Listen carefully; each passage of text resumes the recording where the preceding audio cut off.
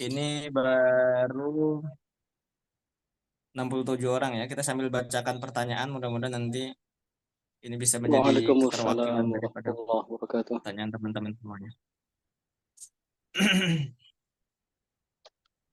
Baik, sebelum kita buka Ustadz ya. Bismillah, Assalamualaikum Ustadz. Jika kita di posisi sebagai guru atau musrifah. Ini udah dijawab belum tadi ya di grup. Guru atau musrifah yang menemani santriwati, apa yang bisa saya sampaikan kepada mereka?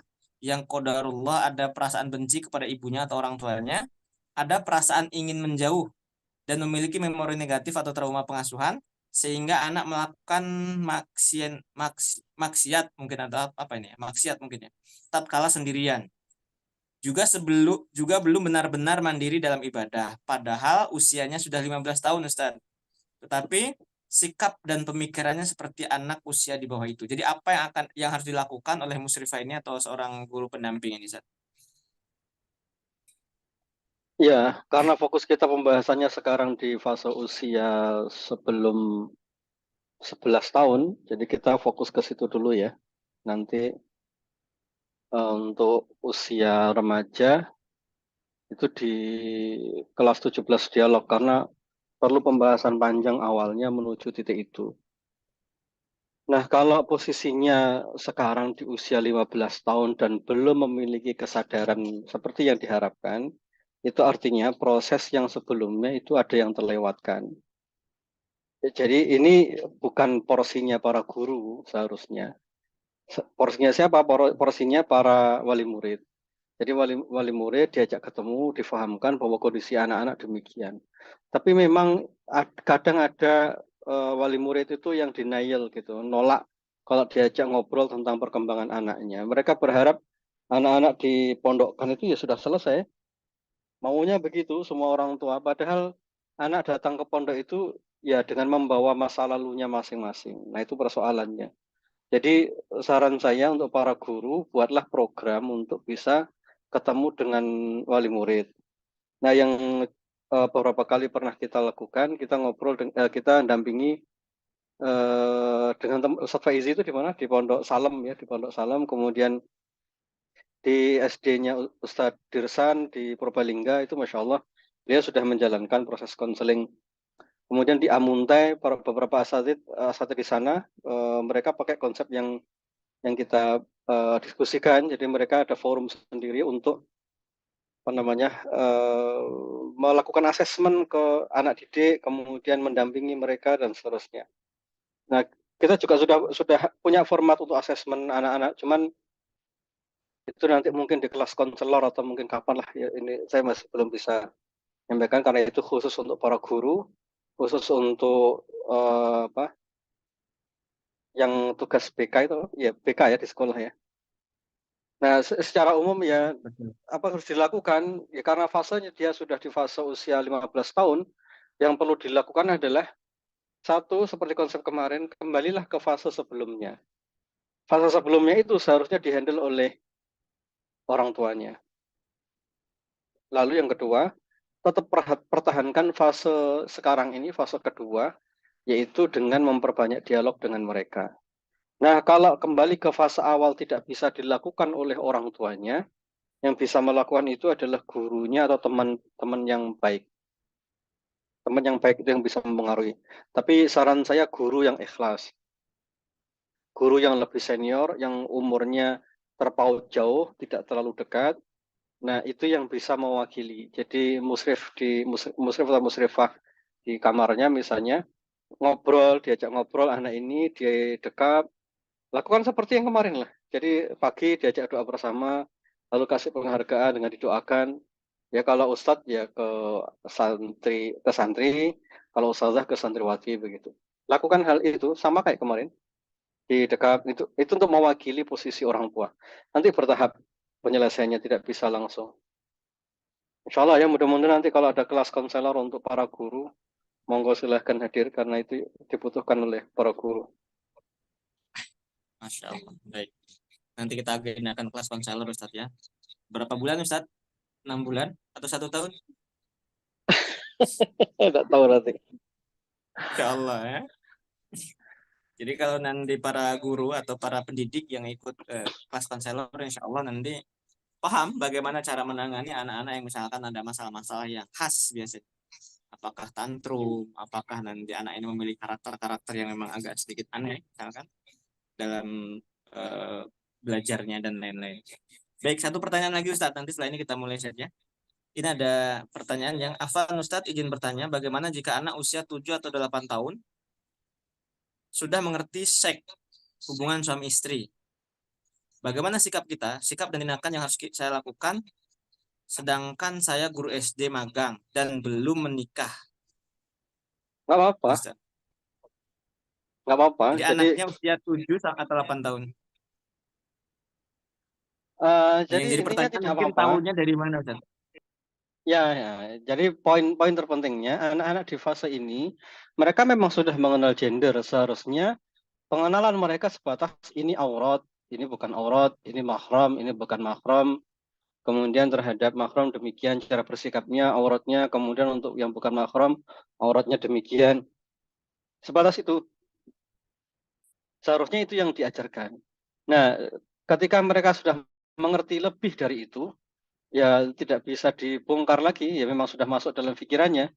Jadi yang harus dilakukan adalah perhatikan tentang batas-batas. Jadi fokusnya ke sana, bukan mohon maaf, bukan malah melakukan sex education untuk anak-anak. Itu malah keliru. Jadi dalam Islam, anak-anak itu dikenalkan tentang batas, diajari tentang mengendalikan diri. Ya, diajari tentang batas, diajari tentang mengendalikan diri, diajari tentang fikihnya. Kalau laki-laki demikian, kalau perempuan demikian, adab menutup aurat, adab dengan saudara yang lawan jenis, kemudian adab terhadap ibu atau ayah. Nah, itu yang diajarkan fokus ke situ saja, yang diajarkan oleh agama itu ya ajarkan itu. Tidak perlu rumit, yang jelas agama mengajarkan anak-anak tahu batasnya laki-laki dan perempuan, nanti tidak boleh berjabatan tangan, tidak boleh berdua-duaan. Udah pegang itu.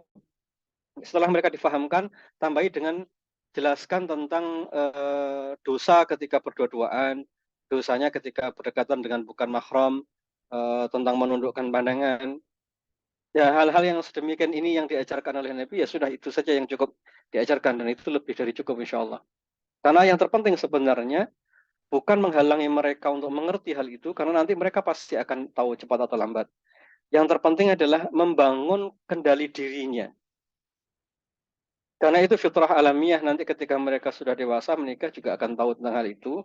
Maka yang perlu difahamkan bukanlah, yang perlu kita lakukan bukanlah menghalangi mereka dari mengerti, tetapi memberikan kendali diri. Nah, kalau tadi misalnya anak itu belum mengerti, yang kita kenalkan cukup batasan fikihnya, auratnya kayak apa, kemudian cara bersikap terhadap lawan jenis, hanya seperti itu. Tapi kalau sudah tahu, ya tidak apa-apa, dinetralisir dengan cara difahamkan. Paling begitu insya Allah. Masya Allah. Ternyata sekarang lebih awal Ustaz. Pengetahuan-pengetahuan seperti Ya, itu didapat oleh anak-anak kita. tidak bisa dicegah Nah, juga. ya kadang-kadang saya bikin berpikir dapat informasi seperti itu dari mana? Apakah dari handphone, Dari apakah dari YouTube. obrolan teman-temannya, apakah Ya, dari dari YouTube, dari orang-orang teman. dewasa? Nah, itu mungkin yang harus kita perhatikan lebih ya buat anak-anak kita, keluarga kita. Baik, Ustadz, ada 138. Kita mulai saja biar tidak terlalu malam. Mudah-mudahan Ya, nanti teman-teman yang lain bisa nyusul. Ya. Berharap sih bisa live semua ya. Tetapi mudah-mudahan yang tidak bisa live pun ada hal-hal yang bisa menjadikan alasannya itu memang Allah berikan kebaikan yang lebih. Mudah-mudahan. Baik, kita mulai saja. Bismillahirrahmanirrahim. Assalamualaikum warahmatullahi wabarakatuh. waalaikumsalam. Alhamdulillah. Alhamdulillahilladzi anzala sakinata fi qulubil mu'minin liyazdadu imanan ma'a imanihim asyhadu an la ilaha illallah wa la syarika lahu wa asyhadu anna muhammadan abduhu wa rasuluh. Allahumma fashalli wa sallim ala hadzal nabiyil karam wa rasulil azim wa ala alihi wa sahbihi ajmain wa man tabi'ahum bi ihsanin ila yaumiddin. Alhamdulillah, puji dan syukur kita panjatkan kehadirat Allah. Di malam yang keempat ini kita diberikan kemudahan oleh Allah hadir bermajelis via online ya, via Zoom, dan mudah-mudahan di malam hari ini kita Allah maksimalkan. Allah berikan karunia berupa maksimalnya kepemahaman kita terhadap ilmu yang kita pelajari malam hari ini. Salawat serta salam semoga terlimpah curahkan kepada junjungan Nabi besar Muhammad Sallallahu Alaihi Wasallam, kepada para keluarganya, kepada para sahabat, tabiin, tabiut tabiin, dan mudah-mudahan sampai kepada diri kita semuanya. Baik, untuk mempersingkat waktu, karena ini sepertinya agak padat ya malam hari ini karena malam keempat, besok malam terakhir. Silahkan nanti teman-teman semuanya disempatkan waktunya. Besok insya Allah akan banyak tentang terkait dengan sesi tanya jawab. Silahkan dimanfaatkan sesi terakhir besok. Dan rekaman ini nanti setelah acara kita ini selesai, mungkin 1 hari atau 2 hari akan kita kunci nanti ininya ya, linknya. Jadi nanti tidak akan bisa dibuka. Jadi bagi teman-teman yang belum membuka linknya dari awal atau bahkan dari pertama ini, nanti tidak akan bisa kebuka. Karena kita berharap betul ini yang tergabung atau terdaftar di sini semuanya serius. Karena kita memberikan fasilitas ini, ya insya Allah kami persiapkan betul-betul dan kami menyempatkan dengan segala kesibukan di antara kita insya Allah. Baik, di malam hari ini kita seperti biasa, kita buka terlebih dahulu dengan membaca basmalah bersama-sama. Bismillahirrahmanirrahim. Baik, oh ya, saya mengingatkan terkait dengan adab-adab ya. Yang pertama bahwasanya untuk para ibu ya, ibu-ibu atau umahat atau para ya yang tergabung di majelis ini, di room ini, sekali lagi diingatkan, kita tekankan tutup aurat. Hari kemarin misalnya, saya melihat ada yang kamar yang terbuka tidak tutup aurat. Apakah disengaja atau tidak, saya tidak tahu. Tapi nanti khawatir apabila nanti dilihat orang lain dan memang tidak terbiasa tutup aurat kan, ya sayang. Meskipun sudah terbiasa tutup aurat pun jangan sampai nanti memberikan kesempatan orang lain untuk melihat ya aurat ya yang diri kita harusnya ditutup. Baik, untuk mempersingkat waktu silahkan untuk waktu dan tempat kepada guru kita Ustaz Muhammad Nadif Hayaliani. Bismillahirrahmanirrahim. Assalamualaikum warahmatullahi wabarakatuh. Alhamdulillah wassalatu wassalamu ala Rasulillah wa ala alihi wa sahbihi wa mawalah. Rabbi shrah li sadri wa yassir li amri wa hlul 'uqdatam min lisani yafqahu qawli. Subhanaka la ilma lana illa ma 'allamtana innaka antal alimul hakim. Alhamdulillah, Bapak Ibu sekalian yang dirahmati Allah, hari ini Allah takdirkan kita bisa hadir di majelis ini. Semoga majelis ini manfaat untuk kita semua insya Allah. Salawat serta salam semoga senantiasa Allah curahkan kepada baginda Nabi Sallallahu Alaihi Wasallam beserta keluarga beliau. Semoga Allah senantiasa jadikan kita umatnya yang istiqamah mengikuti jalan beliau. Amin ya rabbal alamin. Alhamdulillah kemarin kita telah menyelesaikan di sesi yang ketiga tentang gambaran sekilas tentang apa yang dilakukan oleh Nabi SAW kepada anak-anak kecil. Sebagian perilaku-perilaku yang dicontohkan oleh beliau yang sangat menakjubkan, begitu kita ikuti, manfaatnya sangat luar biasa. Sebenarnya masih banyak yang dicontohkan oleh beliau, sangat detail, dari mulai dalam kandungan sampai nanti ketika anak-anak itu sudah dewasa. Sebenarnya banyak sekali hadis-hadis tentang itu, tapi di sesi kelas kita selama 5 hari ini, kita hanya akan kutip ambil beberapa bagian saja. Anggap itu krusial untuk kita selesaikan.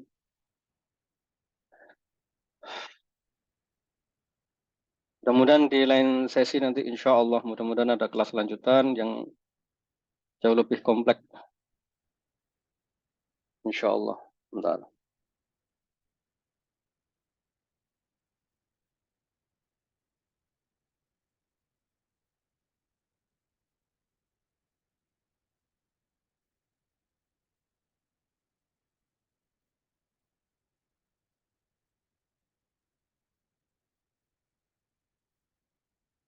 Kemana titiknya ini? Bentar ya. Saya kok tidak nemukan. Di bawah Bentar. Ustadz biasanya. Ini share layar di atas Ustadz, di atas. Udah, ketemu. Oke, udah. Oke. Oke, di F5. Baik, salah satu tema yang jadi pembahasan kita berikutnya adalah tentang Kemarin masih ingat ya, ada lima hal yang berpengaruh pada diri anak. Yang pertama adalah tentang kepribadian orang tua, kemudian pola asuh. Yang ketiga, nah saya malah lupa. Allahu Akbar.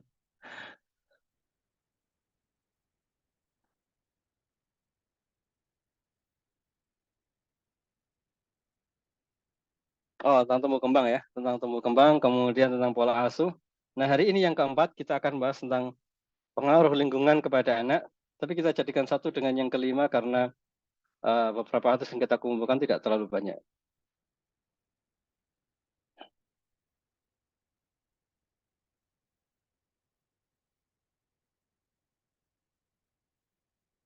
Pola asuh. Nah,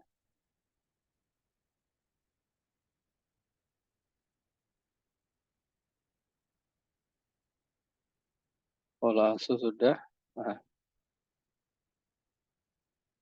Nah, baik. Hadis yang sangat terkenal terkait dengan pergaulan selalu hadis ini. Permisalan teman yang baik dan teman yang buruk ibarat seseorang penjual minyak wangi dan seorang yang pandai besi. Penjual minyak wangi mungkin akan memberimu minyak wangi, atau engkau bisa membeli minyak wangi darinya, atau kalaupun tidak, engkau akan mendapatkan bau harum, dan seterusnya. Jadi ini hadis yang paling terkenal ketika menjelaskan tentang pengaruh orang kepada orang lain. Nah, apakah ini berpengaruh kepada anak-anak kita? Iya, tentu sangat berpengaruh. Baik anak-anak itu sebelum usia balik maupun setelah balik. Tetapi sebenarnya yang betul-betul sangat berpengaruh atau mudah dipengaruhi terkait dengan hal ini adalah anak-anak pasca balik seharusnya. Karena pasca balik itu, sebagaimana penjelasan Ibnu Jauzi kemarin, mereka ini sedang berusaha untuk menjauh dari orang tuanya. Karakter khasnya anak-anak di usia setelah balik itu akan punya keinginan, kecenderungan menjauh dari orang tuanya. Padahal dia filter belum cukup, ilmu belum cukup, kecakapan secara mental juga belum cukup. Tapi dia sudah punya dorongan untuk menjauh dari orang tuanya. Nah, secara tidak mereka sadari, akhirnya mereka mencari referensi baru selain orang tuanya. Oleh karena itu, anak pasca balik itu seringkali akhirnya dipengaruhi oleh orang-orang sekitarnya. Dia mulai punya motivasi seperti temannya. Dia mulai punya keinginan seperti ketika teman-temannya mencapai sesuatu atau memiliki sesuatu. Itu kalau keinginan. Dia mulai punya pemahaman pengaruh dari kawan-kawannya. Makanya rata-rata anak-anak di usia SMP itu punya pengaruh, punya warna yang kadang di luar dugaan orang tuanya. Nah, ini anak-anak yang dia mudah terpengaruh. Nah, sebenarnya hadis ini sebenarnya lebih cocok, lebih pas untuk anak-anak yang di usia di atas 10 tahun atau setelah usia balik. Nah, usia sebelum balik ya sebenarnya terpengaruh juga. Hanya saja anak-anak sebelum balik itu mereka punya filter lebih, yaitu mereka punya trust yang begitu kuat kepada orang tuanya. Kalau bahasanya Ibnul Jauzi kemarin, anak-anak di usia sebelum balik itu punya kepercayaan lebih ke ayah dan ibunya. Sampai disifati mereka ini seperti pelayan. Artinya kalau anak itu punya kepribadian yang tidak baik, cara ngomong tidak baik, perilaku tidak baik, kalau dia sebelum balik itu mudah sekali diluruskan. Karena mereka tidak punya referensi lain selain orang tuanya. Sosok sumber ilmu yang paling mereka takuti, kalau ini soal takut, yang paling dipercaya, kalau ini soal percaya, itu adalah orang tuanya. Ini anak-anak di usia sebelum balik. Makanya memang ada anak nanti misalnya di anak-anak itu bermain dengan temannya pulang bawa ucapannya negatif, tapi itu bisa diselesaikan dengan cepat. Karakter khas anak sebelum balik itu mudah difilter oleh orang tuanya karena dia sedang berada di fase bunga dan pelayan. Mereka mudah dibentuk, mereka mudah disemai sehingga setelah itu muncul sebagaimana harapan orang tua. Ini karakter khas anak-anak di usia di bawah 10 tahun. Nah, apakah di masa-masa ini, kalau tadi ada pertanyaan di grup, boleh dibentak, boleh dijewer, boleh disakiti fisik? Ya, petunjuk dari Nabi SAW tidak ada aksi fisik di situ. Sebelum usia 10 tahun itu tidak ada tindakan fisik. Bagaimana kalau sikap tegas? Sikap tegas boleh, tetapi bukan pukulan. Di antara sikap tegas yang ada di salah satu hadis, misalnya di rumah itu, kita disarankan oleh Nabi SAW untuk meletakkan cemeti di dinding. Itu maksudnya untuk menakut-nakuti, bukan untuk mencambuk anak, tetapi untuk menakut-nakuti. Nah, kalau ini kita pakai terjemahannya dalam keseharian, maka ngobrol dengan anak-anak yang nadanya untuk menakuti itu hal yang lumrah. Tetapi bukan sampai memberikan dia trauma terhadap ucapan orang tua, atau nauzubillah sampai dia merasa ayahnya atau ibunya melakukan KDRT. Bedakan antara bersikap tegas kemudian dengan sikap yang buruk berupa marah-marah atau KDRT yang akhirnya menyakiti anak secara mental maupun secara fisik. Nah, kalau sebelum usia 10 tahun itu semua tidak perlu dilakukan. Orang tua cukup ngobrol dengan ketegasannya. Apakah bisa? Bisa, karena karakter dasar anak itu di usia ini adalah anak yang sifatnya seperti pelayan. Pasti manut. Loh, buktinya anak saya kok enggak? Berarti ada yang keliru dalam prosesnya. Cara berpikirnya demikian. Jadi istighfar, kemudian mohon ampun kepada Allah, kemudian dekap anak, doakan, lalu mulai bicara dengan anak-anak dengan gaya bahasa yang tegas. Sekali lagi, anak-anak di usia sebelum 10 tahun itu mereka bisa diluruskan, walaupun mereka ketemu dengan penjual minyak wangi lalu atau penjual atau pandai besi, lalu setelah itu terjadi perubahan tidak sesuai dengan yang kita harapkan, begitu pulang insya Allah orang tua bisa meluruskan. Nah, yang permasalahannya adalah sebagai orang tua kadang kita tidak menyadari badan anak kita ini sedang kena minyak wangi atau sedang kena bau hangusnya besi. Kadang orang tua menganggap itu biasa saja. Anak pulang dari bermain lalu bercandanya agak aneh yang tidak kita ajarkan, lalu tiba-tiba kita diam saja dan kita abaikan. Kita dapati misalnya anak kita pulang dari main, lalu tiba-tiba dia ngomongnya menjadi lebih berani dari sebelumnya. Padahal itu bukan sifat yang pernah kita ajarkan. Lalu kemudian mudah sekali memberikan permakluman. Nah, ini pun juga keliru. Ada sebagian orang tua misalnya terlalu sayang dengan anak, kasihan, lalu akhirnya ketika anak belum bangun untuk sholat, lalu ngomong ke istrinya, ke suaminya, wis enggak apa-apa, masih kecil aja. Ini keliru. Karena ini fase untuk mengkoreksi, fase untuk membentuk itu di fase-fase sekarang itu. Di usia sebelum 10 tahun. Jadi misalnya kalau anak kelihatan cara ngomongnya keras dengan ibunya misalnya, ayahnya segera turun tangan. Karena itu tidak pernah kita ajarkan. Bisa jadi dia tadi dari luar melihat temannya ngobrol dengan ayahnya dengan bentak-bentak, dengan ibunya bentak-bentak, lalu dia pulang bawa contoh itu. Yang ngobrol dengan ibunya. Jangan terburu-buru marah, segera peka, loh ini tidak pernah kita ajarkan. Kenapa dia muncul sifat semacam ini? Kalau sudah muncul sifat semacam itu, tidak usah dibentak, tidak usah disakiti, kita cukup perlu peka, dia sedang mengadopsi sesuatu dari tempat lain. Ini ibarat bunga, ada yang sedang menyirami selain kita. Gitu. Sekali lagi, ini ibarat bunga, ada orang, ada pihak yang lain yang ikut menyirami tanaman kita. Padahal itu bukan air kita. Nah, itu orang tua harus peka, oh ini kayaknya basah nih, gitu misalnya. Jadi setelah itu apa yang harus dilakukan? Dudukkan, ajak ngobrol, kasih tahu. Nah, itu keliru. Ngobrol dengan tegas, ngobrol dengan intonasi yang baik, tanpa menyakiti, tanpa melakukan tindakan fisik. Ya, ini yang berpengaruh kepada anak yang pertama. Teman. Kalau sekarang mungkin bukan teman. Eranya sudah tidak sama, anak-anak itu mudah sekali terpengaruh oleh gadget, oleh HP. Jadi kalau teman tadi orang tua memperbanyak mengkoreksi, maka sekarang pun demikian. Dengan HP orang tua perlu nimbrung. Tadi lihat apa? Apa yang dilihat? Ceritakan dong kepada ayah, kepada ibu yang sudah dilihat tadi. Kalau perlu sekali waktu nimbrung dengan apa yang mereka lihat. Karena sekarang ini kita tidak bisa mencegah apa yang mereka lihat. Mungkin kartun, mungkin justru tontonan-tontonan yang menyimpang dari akidah. Mungkin kalau sekarang ini apalagi rame-ramenya tentang Palestina, bisa jadi informasi yang masuk yang mereka dengar justru tentang Palestina dari sisi positif, tapi juga bisa jadi justru informasi yang keliru yang bisa menyesatkan pikiran mereka. Nah, ini yang harus digali di anak-anak, diajak ngobrol. Ini tidak ada jalan lain. Ketika anak mulai dirinya terpengaruh dengan pihak luar, orang tua yang harus menjadi filternya. Mau tidak mau. Karena anak ini, di fase sebelum balik dan masa transisi, saya istilahnya, masa transisi setelah balik itu mereka belum punya filter yang cukup. Maka orang tua yang harus hadir. Nah, untuk hal semacam ini kadang kita perlu ketika anak mondok tanya bagaimana mandinya di pondok, bagaimana mainnya sama teman, ada yang ganggu atau tidak, hal begitu tuh detail sekali perlu ditanya. Kamu punya teman ada yang ganggu atau enggak? Di sini pondoknya campur atau tidak dengan perempuan gimana? Ada komunikasi atau tidak? Hal-hal semacam itu perlu detail.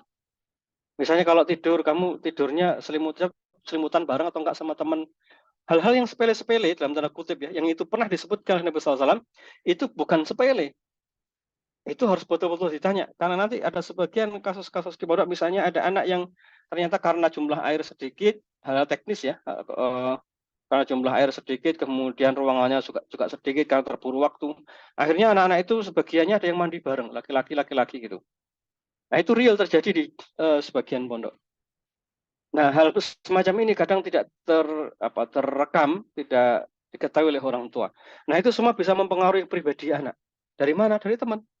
Karena lingkungan, karena kondisi. Kalau ini lebih karena teman ya, tapi yang terjadi di lapangan bisa jadi karena kondisi. Oh, kalau tentang kondisi ini luar biasa di sekolah-sekolah anak-anak di usia SMP, SMA, baik yang mondok maupun yang bukan. Kalau yang pondok misalnya ada sesuatu gampang hilang, baju gampang hilang, nanti ada hukuman, akhirnya terpaksa harus ikut mencuri bajunya temannya. Hanya begitu-gitu itu lazim sekali, lazim sekali. Jadi bagi yang memondokkan anak-anaknya nanti di SMP jangan kaget ya, hal-hal begitu itu lazim. Nah, kita perlu mengajari sampai sedetail itu. Anak-anak perlu ditanya, kamu sempat ngambil barang temanmu atau enggak? Kamu sempat gosok atau tidak minjam barangnya teman tanpa izin? Kamu sempat nggak tidur misalnya satu kasur dengan temanmu? Hal-hal begitu tanya. Karena yang berpengaruh mungkin bukan temannya, tapi karena kondisi. Ya, karena situasi yang membuat akhirnya mereka terbentuk oleh situasi yang tidak baik. Hal-hal yang sedemikian ini betul-betul berpengaruh kepada anak di fase setelah setelah SD. Nah, kalau mereka masih SD biasanya masih serumah dengan orang tua, memfilternya lebih mudah. Gitu ya.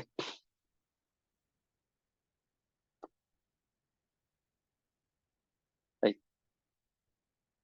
Imam An-Nawawi menjelaskan tentang hadis ini terdapat misalan teman yang saleh dengan penjual minyak wangi dan seterusnya ya. Insya Allah kita sudah paham tentang hal ini. Ibnu Hajar Asqalani rahimahullah beliau mengatakan hadis ini menunjukkan larangan berteman dengan orang yang dapat merusak agama maupun dunia kita. Jadi kita diarahkan untuk berteman dengan orang yang baik, orang yang saleh, akhlak mulia dan eh, dalam kesehariannya tidak punya sifat-sifat tercela. Ini yang perlu dilakukan oleh orang tua. Jadi apa yang bisa lakukan Pak kalau anak-anak ketemu bermain keluar? Tanya itu anak siapa? Tanya dia bermain di mana? Lihat ketika dia salat di masjid kayak apa? Gitu. Jadi mau tidak mau, jadi orang tua itu harus memfilter pula siapa yang menjadi teman anaknya. Tidak bisa anak itu di-loss begitu saja untuk berteman dengan temannya. Terkadang nanti orang tua perlu ngasih tahu, nak, teman yang ini tidak cocok untukmu. Teman yang ini yang lebih baik. Sekali waktu, kadang perlu orang tua melarang, nak, yang ini kamu tidak perlu berteman dengan dia. Kamu hanya boleh berteman dengan yang ini. Intervensi semacam ini diperbolehkan dan itu sangat baik untuk menjaga anak dari pertemanan yang buruk karena anak belum punya filter. Tapi kalau dia nanti sudah punya filter, dia bermain dengan siapapun tidak ada masalah.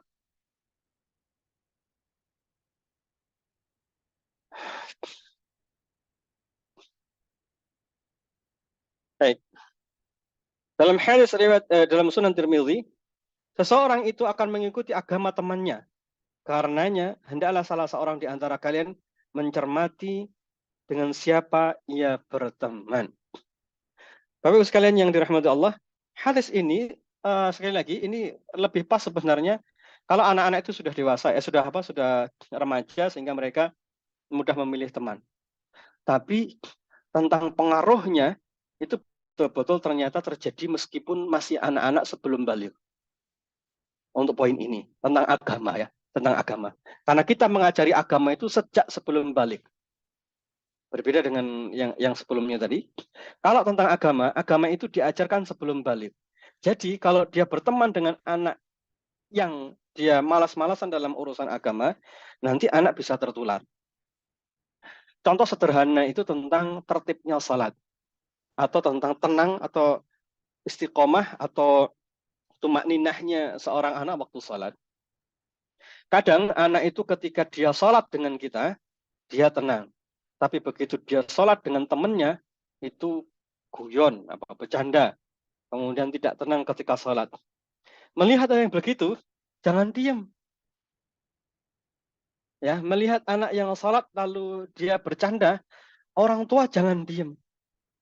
Orang tua melihat anaknya sholat dengan temannya, dia berdiri di masjid, dia di soft pertama, lalu anaknya tidak mau jejer dengan ayahnya, dia milih berjajar dengan temannya gitu. Saya yakin orang tua tahu ketika sholat tuh, misalnya sholat Allahu Akbar, anak itu bercanda atau bermain-main, dia pasti dengar, pasti tahu. Nah, selesai sholat, kemudian kita tahu anak kita tadi termasuk yang ikut bercanda, jangan diam. Dudukkan, ajak ngobrol. Bahwa sholatnya tadi keliru. Intervensi orang tua harus hadir lagi. Filter harus muncul lagi. Karena kalau tidak demikian, nanti kita akan temukan anak-anak di usia kelas 5 SD, kelas 6 SD, SMP, sholat itu masih sambil garuk-garuk begini. Noleh kanan, noleh kiri. Kemudian bacaan tidak dibaca. Ketika semasbuk, bisa ngikuti imam, begitu dia nambah rokaat, cepat sekali. Nah, orang tua kadang tidak menghiraukan hal semacam ini, menganggap sudah cukup anaknya azan berangkat ke masjid. Padahal ketika di masjid, itu situasinya sampai begitu sih anak-anak.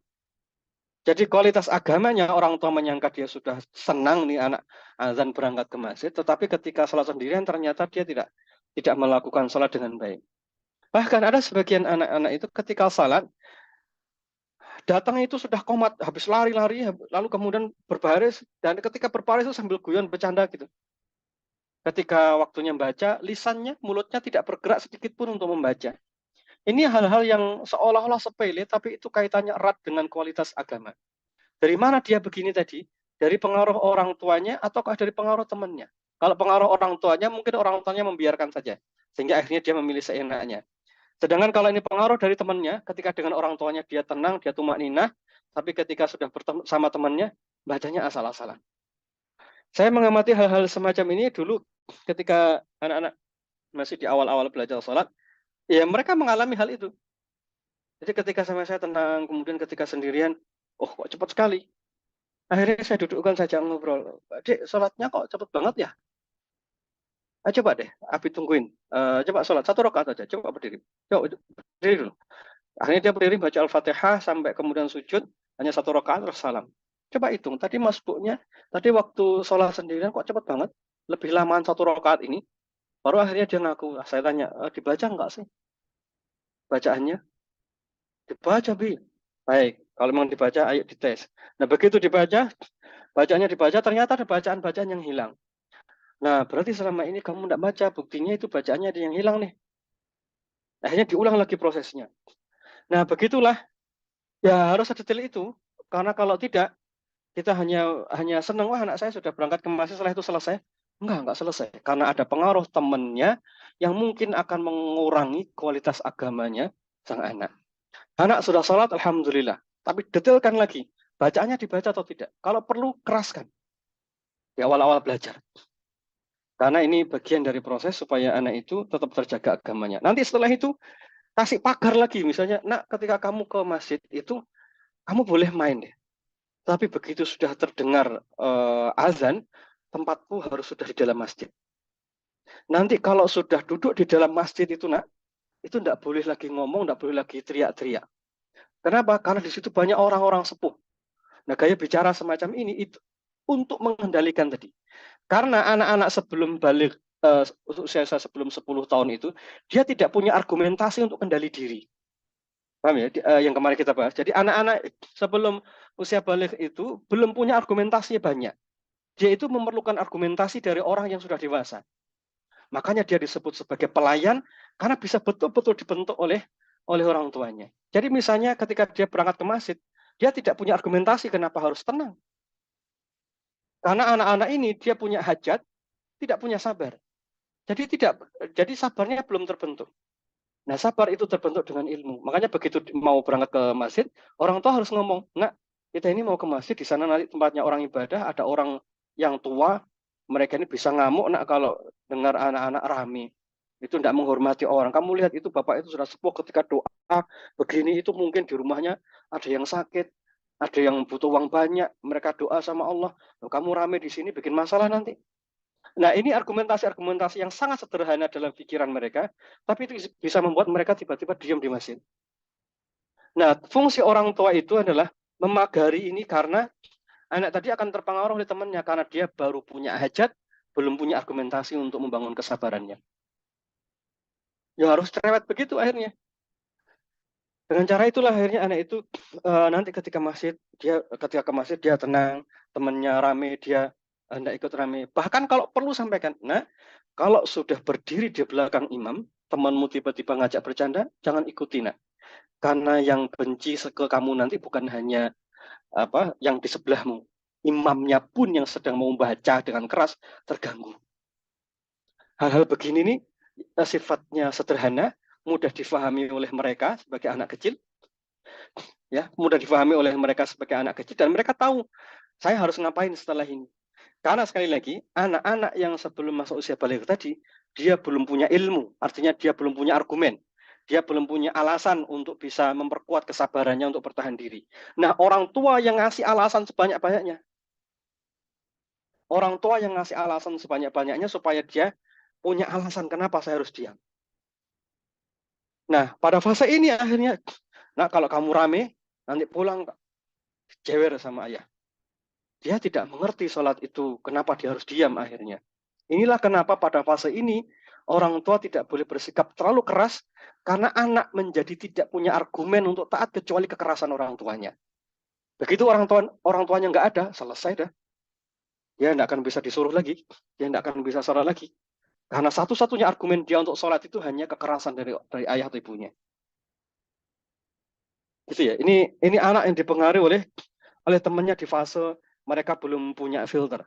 Yang harus memfilter, yang harus ngasih argumen banyak dalam diri anak itu adalah orang tuanya sendiri. Baik, Ibnu Qudamah kemudian menyampaikan dalam Minhajul Qasidin, beliau sampaikan secara umum hendaknya orang-orang yang kau pilih menjadi sahabat adalah orang yang berakal, orang yang akhlaknya baik. Berakal itu berarti pinter, supaya kita ketularan pinternya.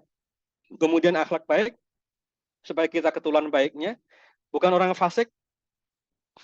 Fasik itu orang yang senang bermaksiat, orang yang berbuat durhaka. Nah, kita tidak boleh mengikuti itu supaya tidak ketularan berbuat buruk.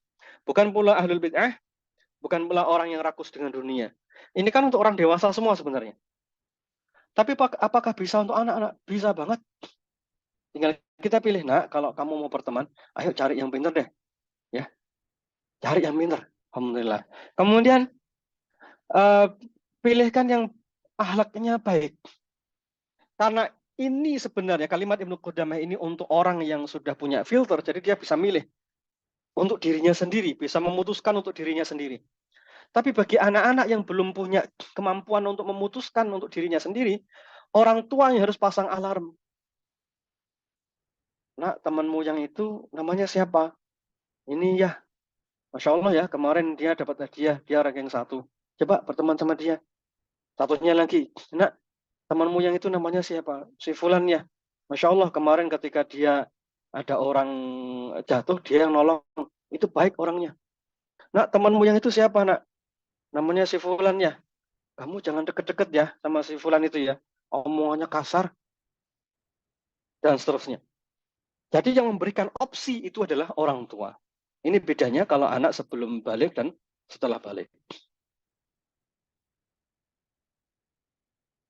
Nah, ini contoh yang disampaikan oleh Al-Ghazali. Dia mengatakan bersahabat dan bergaul dengan orang yang pelit akan mengakibatkan kita tertular pelitnya. Sedangkan bersahabat dengan orang yang zuhud membuat kita ikut zuhud dalam masalah dunia.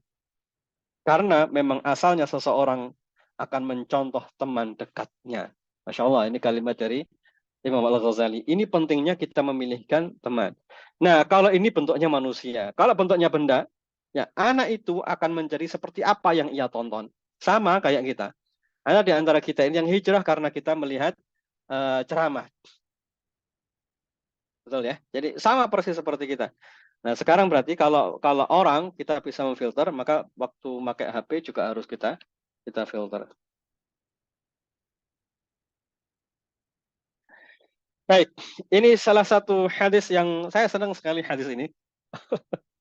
Ini untuk anak-anak yang udah besar ya. Apabila salah seorang kalian berkelahi dengan saudaranya sesama muslim, maka hindarilah dari memukul wajah. Saya akan lewati pembahasan ini nanti detailnya ya, karena ini akan masuk ke dialog 17 dialog di sesinya Nabi Yusuf dan saudara-saudaranya. Tapi ini kita angkat dulu untuk menggambarkan bagaimana Islam itu mendudukkan seseorang secara adil. Jadi ada kalanya anak itu disuruh diam tenang itu tidak bisa. Tapi dia berkelahi. Jadi kalau anak-anak di usia sebelum balik berkelahi, pahami dulu poin ini. Oh, berkelahi, mempertahankan harga dirinya, marah, kemudian melampiaskan, itu ada benernya. Jangan dipangkas, kemudian dihilangkan semua, akhirnya tidak pernah berani menghadapi orang lain.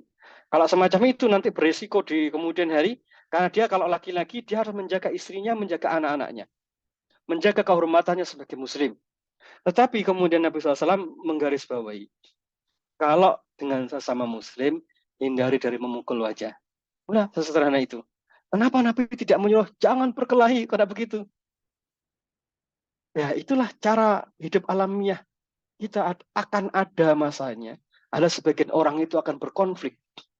Dan ada di antara kita itu yang memang betul-betul sangat tidak mungkin untuk menghentikannya.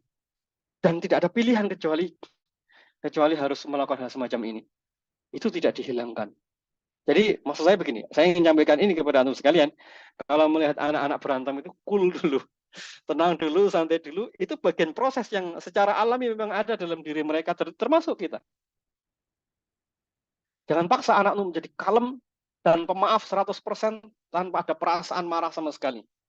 Itu malah salah juga nanti. Karena dia suatu saat harus membela agamanya, dia harus membela keluarganya, dia harus membela orang tuanya dan saudara-saudaranya. Ya, jadi cara bersikapnya diajari pelan-pelan. Rambu-rambunya, tidak boleh menyakiti nak. Nah, kamu kalau temanmu ada yang menghina, kamu boleh maafkan, itu bagus. Tapi kalau kamu tidak kuat, dia menghina, kamu boleh menghinanya 1 kali. Dia 1, kamu 1, itu boleh. Tapi jangan lebih dari itu. Kalau lebih dari itu, kamu dosa. Tapi dia mukul ya, boleh mukul 1 kali pukul, kamu balas satu kali pukul. Dia mukulnya pelan, kamu membalas dengan pukulan yang keras, kamu dosa. Ini di antara anak-anak yang mereka mengalami situasi semacam ini. Saya hanya ingin garis bawahi bahwa situasi ini situasi yang alami dihadapi oleh anak-anak. Tugas kita adalah mengajari mereka dengan banyak pilihan. 1, memaafkan, menyambung silaturahim, kemudian membalas dengan balasan setimpal. Kalaupun toh terpaksa harus berhadapan, ada rambu-rambunya, yaitu tidak boleh menyentuh wajahnya, apalagi dia seorang muslim. Nah, ini cocok untuk laki-laki. Yang ngomong begini nanti ayah dengan anak-anaknya, anak laki-lakinya, bukan ibu dengan anak laki-lakinya. Kalau ibu menyikapi berkelahi nanti pasti udah anak sabar, udah enggak sangat berantem ngalah. Nah, itu ucapannya ibu. Kalau laki-laki memang sedikit berbeda. Baik, kita lihat dialog yang ini. Fokus sekali dialog ini dalam Sahih Muslim. Pada suatu hari ada 2 orang pemuda. Ini kita membahas sekilas tentang fase yang sudah melampaui fase balik ya.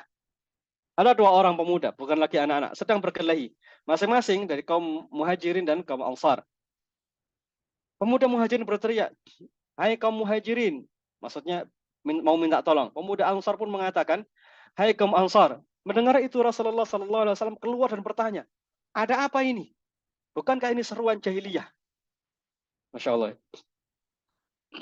Jadi Rasulullah bangkit dari tempatnya, langsung menyapa dua kelompok pemuda ini, dikarenakan mereka sedang menyeru kelompok. Itu adalah seruan jahiliyah. Kemudian orang-orang menjawab, tidak ya Rasulullah. Sebenarnya tadi ada dua orang pemuda yang berkelahi, lalu yang satu mendorong yang lainnya. Masya Allah ya, situasi semacam ini terjadi pula di zaman Nabi Shallallahu Alaihi Wasallam. Kemudian Rasulullah bersabda, baiklah, oke ya, simpel sekali. Jadi artinya kalau ini konflik itu sebatas konflik yang sifatnya personal tanpa membawa simbol-simbol kelompok, simbol-simbol jahiliyah, tidak menyebut ya gini yang wahai muhajirin, wahai ansar, itu merusak ukhuwah. Tapi kalau murni personal saja, tidak ada masalah. Kita mikirnya oh, segera dileraikan ini. Tapi konten yang disampaikan oleh Nabi SAW itu terbatas pada waktu mereka menyeru muhajirin dan ansar. Lalu ketika terjadi perselisihan antara dua pemuda ini, apa kata beliau? Udah, enggak apa-apa. Baiklah, enggak apa-apa. Tapi ada panduannya. Hendaklah seseorang menolong saudaranya sesama muslim yang berbuat zalim dan yang dizalimi. Nah, itu maksudnya. Apabila yang berbuat zalim, maka cegahlah ia untuk tidak berbuat kezaliman. Itu berarti dia menolongnya. Apabila ia dizalimi, maka tolonglah ia. Maksudnya dicegah supaya tidak saling menzalimi. Ya, Masya Allah. Duduk perkaranya itu begitu detail. Kalau tentang kejahiliahan, beliau segera merespon. Kalau ini tentang halal dan haram, misalnya kalau anak kita melakukan hal yang salah, kalau tentang halal dan haram, kalau ngomong berani dengan orang tua, jangan diem. Kalau bercanda dalam salat, jangan diem. Ini soal serius. Tapi bercandanya tidak ada masalah. Hanya di tempat sholatnya itu yang keliru. Nah, kemudian Nabi menasihati mereka, ya sesama muslim tetap harus mencegah ketika kezaliman terjadi. Jadi selesaikan bentuk kezalimannya. Ya, selesaikan bentuk kezalimannya. Walaupun di antara itu ada prosesnya berupa perkelahian. Jadi detail sekali beliau memisahkan yang hal prinsip dan problem personal. Ya, Masya Allah. Baik, ini tadi beberapa hadis tentang pergaulan. Sebenarnya masih banyak sekali, kita ambilkan beberapa poin ini saja, baik yang dari sebelum balik maupun setelah dewasa. Nah, ada hal-hal menarik ya, cara komunikasi Nabi SAW ketika ketemu dengan orang dewasa kayak begini, cara ngobrolnya. Kemudian nanti ketika dengan anak-anak kayak kemarin kayak bahasa beliau, waktu masih ingat ya, anak kecil yang melempari pohon kurma, gaya bahasa beliau sangat indah, nyantai, kemudian dikasih solusi, anak itu diperbolehkan mengambil buah kurmanya. Setelah itu didoakan, sesimpel itu. Tapi pada orang-orang dewasa enggak sejauh itu. Tidak didoakan juga mereka yang sedang berkelahi ini. Perhatikan ya bedanya ya kemarin dengan kisah yang waktu kita bahas anak-anak kemarin. Yang dicontohkan oleh Nabi SAW berbeda antara orang dewasa dan orang anak-anak. Antara anak-anak dan orang dewasa. Cara komunikasinya pun juga berbeda. Kemudian pendekatan sifatnya spiritual juga berbeda. Masya Allah. Nah, selain pergaulan, ada yang berpengaruh pada diri seorang anak. Nah, saya menyebutnya ini hal abstrak. Karena tidak bisa dinalar selain dengan menggunakan maraji Al-Quran dan Sunnah. Tidak bisa dinalar, tapi mempengaruhi pribadi anak, mempengaruhi pribadi kita, bahkan bisa menyebabkan sakit secara fisik. Atau memunculkan problem di kemudian hari. Nah, tentang hal ini sebenarnya cukup banyak, tapi hari ini saya ambilkan beberapa poin saja, di antaranya ini. Dalam hadis Sahih Bukhari, dari Ibnu Musayyib, dari ayahnya, bahwa ayahnya pernah datang kepada Nabi Shallallahu Alaihi Wasallam lalu beliau bertanya, siapakah namamu? Ayahku menjawab, namaku Hazan. Atau sebagian menyebut Huzn. Beliau bersabda, namamu adalah Sahal, artinya mudah. Ayahku berkata, tidak, aku tidak akan merubah nama yang diberikan oleh ayahku. Ibnu Musayyib berkata, maka ia masih saja terlihat sedih ketika bersama kami setelah peristiwa itu. Masya Allah ya. Ini ada hal abstrak yang mempengaruhi personality seseorang.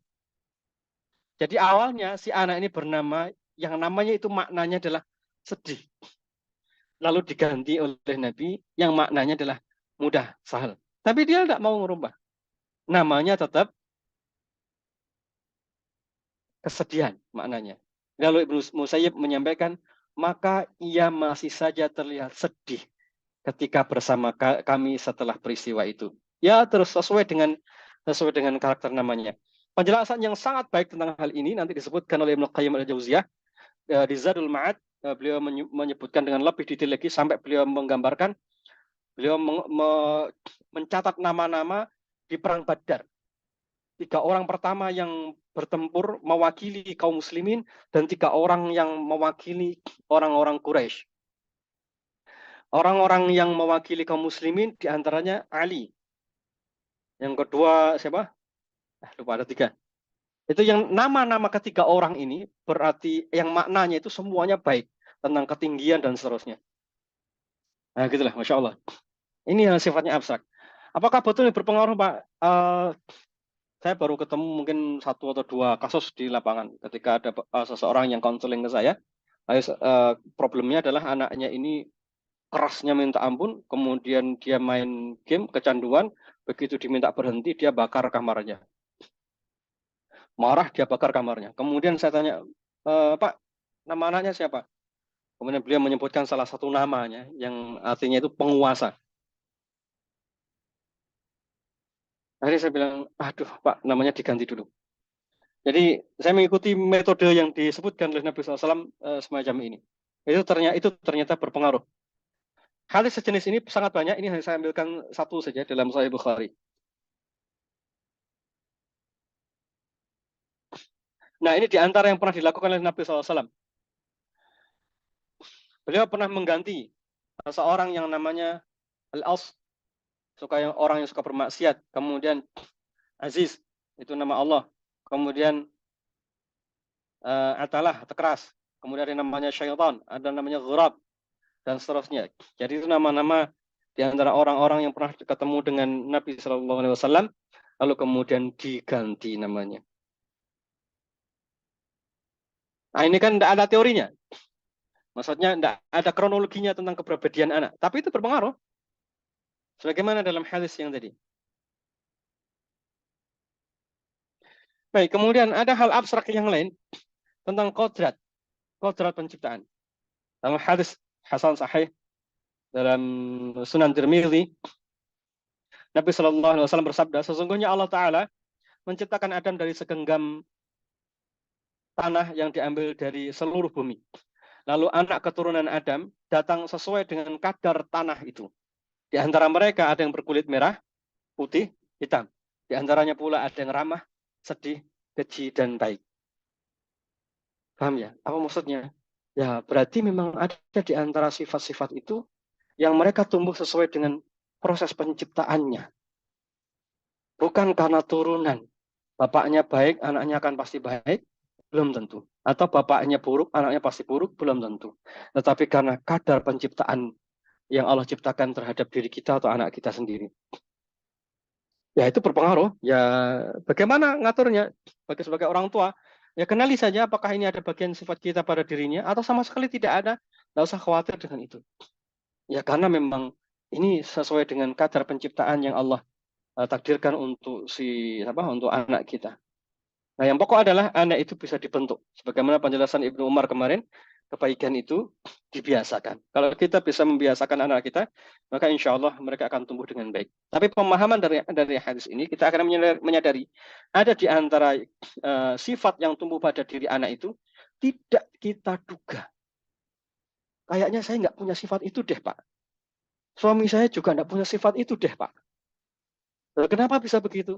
Nah, hadis ini memberikan kabar untuk kita. Nah, tugas kita doakan ikhtiar, antarkan dia menuju kebaikan. Nah, saya menemukan kalimat dari Ibnu Umar radhiyallahu anhu. yang diriwayatkan oleh Al-Tabrani dalam sanadnya Hasan, beliau sampaikan ini salah satu hal yang mempengaruhi kepribadian anak tanpa kita bisa mencegahnya dan tanpa kita sadari. Kata beliau, berbaktilah kepada orang tua kalian, niscaya anak-anak kalian akan berbakti kepada kalian. Ini tidak memerlukan dialog. Ini tidak memerlukan teori. Ini tidak perlu buahnya, pokoknya tidak ada, pokoknya enggak, pokoknya kita berbakti pada orang tua, anak baik. Begitu konsepnya.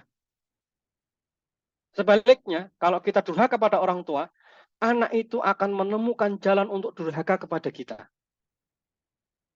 Jadi kita renungkan baik-baik poin ini, karena nanti kita sibuk belajar parenting, misalnya, sibuk belajar memperbaiki diri, sibuk belajar membina anak-anak kita, tapi ternyata kita dengan orang tua kita sendiri kurang baik, tidak akur, masih menyimpan perasaan benci, marah, suudzon, tidak tegur sapa, dan yang lainnya. Apa yang terjadi? Tiba-tiba nanti kita akan melihat sebagian perilaku anak kita itu serupa dengan apa yang kita lakukan kepada kedua orang tua kita. Ini kata Ibnu Umar. Jadi kalau kita ingin anak-anak kita berbakti, kita duluan yang harus berbakti kepada kedua orang tua kita. Makanya bahasan kita di pertama kemarin, orang tua itu harus selesai dulu. Menjadi orang tua itu berangkat punya anak dalam keadaan kita sebagai anak sudah diridhoi oleh orang tua. Itu baru itu mungkin ya, mudah-mudahan. Jadi sekarang kalau kita hadir hari ini dengan suami, dengan istri, perhatikan poin ini. Kalau kita sangat sulit mendidik anak, perhatikan dulu bagaimana kita dengan orang tua. Kalau dengan orang tua biasa menyimpan perasaan buruk ke orang tua, biasa pelit, biasa bermusuhan dengan orang tua, kita akan menemukan kendala yang banyak untuk mendidik anak-anak. Dan anak-anak itu akan menemukan jalan untuk tiba-tiba berbuat buruk kepada kita, sebagaimana kita lakukan kepada kedua orang tua kita. Ayo, bismillah, ini para ayah, para ibu, bareng-bareng. Parenting itu mengantarkan anak menjadi anak yang berbakti, menjadi qurrata a'yun. Tapi jangan lupa, proses parenting itu adalah mengantarkan diri kita menjadi anak orang tua kita. Menjadi anak berbakti bagi kedua orang tua kita. Karena doa kita adalah Rabbana hablana min azwajina wa dzurriyyatina qurrata a'yun. Kita dan anak kita harus menjadi qurrata a'yun. Anak kita tuntut berbakti pada kita, maka kita berbakti pada kedua orang tua kita. Begitu alurnya kurang lebih. Baik. Kemudian hal abstrak yang lain yang mempengaruhi anak adalah syaitan. Yang ini tidak ada teorinya di barat. Baik, saya kutipkan beberapa hadis. Dari Hudzaifah, beliau berkata, bila kami menghadiri suatu majelis makanan bersama Nabi SAW, kami tidak meletakkan tangan kami hingga beliau memulai meletakkan tangan beliau. Suatu ketika kami menghadiri jamuan makanan. Ya, suatu ketika kami menghadiri jamuan makan bersama beliau. Lalu anak kecil tiba, sepertinya ia didorong oleh sesuatu, lalu ia meletakkan tangannya di atas makanan itu. Lalu Rasulullah meraih tangannya. Kemudian orang Badui datang. Sepertinya ia juga terdorong untuk meletakkan tangannya di atas makanan itu. Lalu Rasulullah kemudian meraih tangannya. Kemudian Nabi SAW bersabda, syaitan mendapatkan makanan yang tidak disebut asma Allah. Ia datang bersama anak ini untuk mendapatkannya. Lalu aku meraih tangannya. Ia datang dengan orang Badui ini untuk mendapatkannya. Lalu aku meraih tangannya. Demi zat yang jiwaku berada di tangannya, tangan syaitan ini ada di tanganku sebagaimana tangan keduanya. Jadi ada di antara perilaku si anak ini, anak kecil ini, dan perilaku orang Badui ini, yang itu dipengaruhi oleh syaitan. Kita akhirnya punya informasi baru tentang sebagian perilaku anak-anak yang di luar dugaan kita. Satu, perilaku anak yang sulit dikendalikan, padahal kita sudah mengajarinya. Sebagian perilaku anak yang bertolak belakang dengan nilai yang sudah kita ajarinya, sebagiannya disebabkan oleh syaitan, disebabkan oleh jin.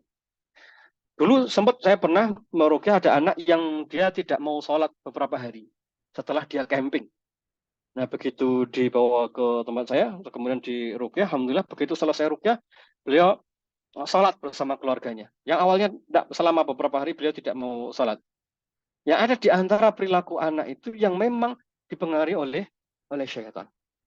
Masih ingatnya hadis tentang seandainya seorang suami mendatangi istrinya lalu membaca doa, maka anaknya tidak akan diganggu oleh syaitan.